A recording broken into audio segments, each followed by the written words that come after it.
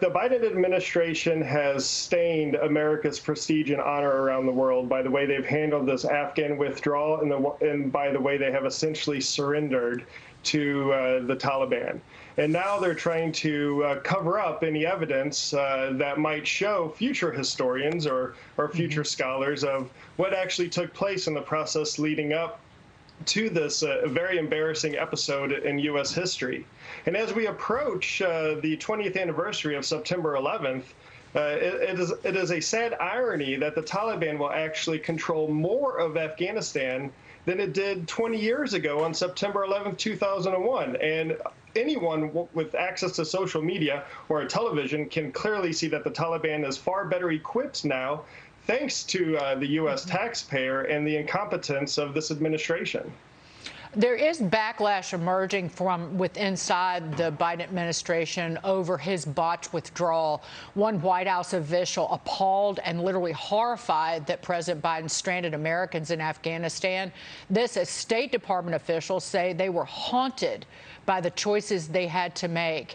Again, a majority of the interpreters left behind, hundreds of journalists left behind.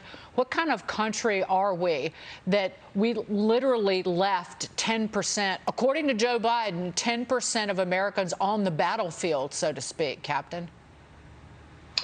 We are an unserious country right now. America is not a weak country. We have the best military that's unmatched. We have the world's largest economy. We're a center for tech innovation in Silicon Valley and other places. We are not a weak country, but we are an unserious country because we lack statescraft, we lack leadership, we lack political will to behave like a serious country.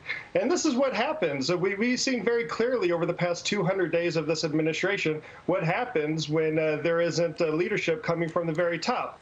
And while these administration officials might privately say that they're concerned by what happened in Afghanistan, we shouldn't be fooled. Secretary Blinken the other day announced that the U.S. and Afghanistan are entering a new chapter of relations under the Taliban.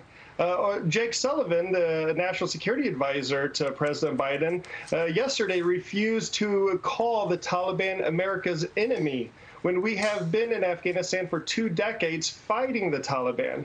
So the mixed messages that are coming out of this administration are not going to fool anyone. The anger that I hear from my friends who are veterans of fighting in Afghanistan, the war there, is the fact that we hear positive language talk about the Taliban who maimed and killed Americans for 20 years. Now we're going to partner with them? We already have.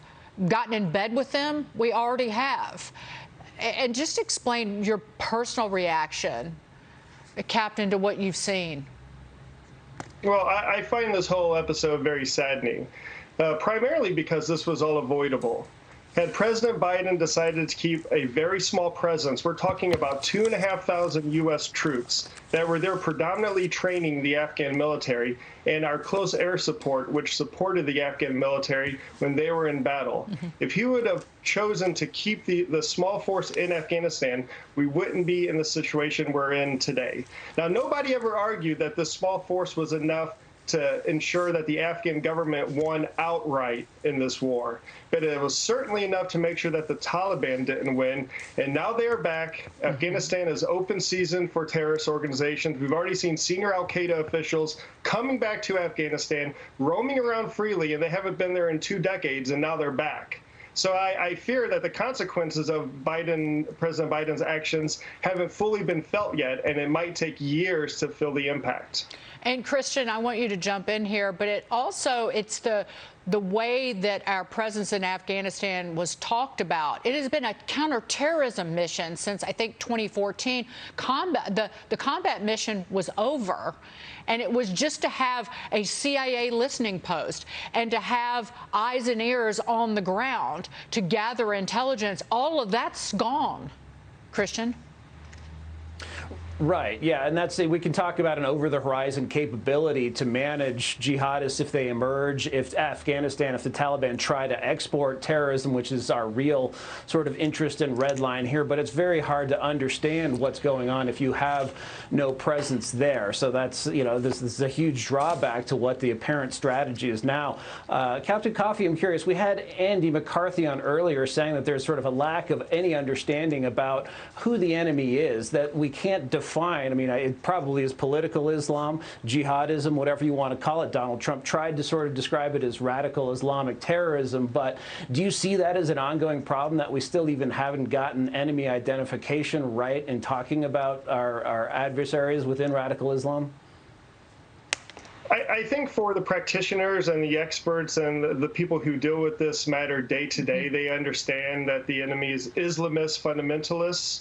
It's not Islam. It's, of course, it's not Muslims. It's a particular branch that radicalizes some of these beliefs. And although perhaps President Biden or those around him won't admit it, I mean, like I said earlier, Jake Sullivan, America's national security advisor, wouldn't even call the Taliban an enemy or an adversary of the United States. Even they're unwilling to do this. I feel like that many in the military and in the intelligence community do understand the nature of the threat. And it was clear that President Biden didn't listen to them. He didn't want to hear it. Unlike President Trump, when he entered office wanting to leave Afghanistan, he first conducted a review. At the end of this review, he presented a strategy. You may have liked it, you may have hated it, but it was a strategy.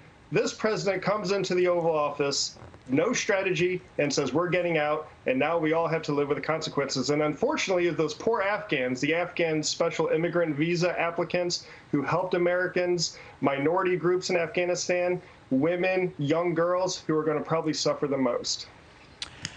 Indeed. I said when President Biden was talking about those very, they're going to speak harshly about any horrible treatment of women and girls in Afghanistan. Yeah, he's going to talk about it. It's almost as if they're watching a different conflict or a different war play out, that they're completely divorced from the realities on the ground. Well, I think I'm editorializing. I think that's intentional, that they just don't want to have a frank, real discussion about the mistakes made and what the future looks like in terms of the war on terror, based on how they have left Afghanistan in the hands of terrorists and multiple terrorist groups. Captain Luke Coffey, thank you so much for being here this morning. Terrific discussion. Thank you for your service. We will see you soon, I hope.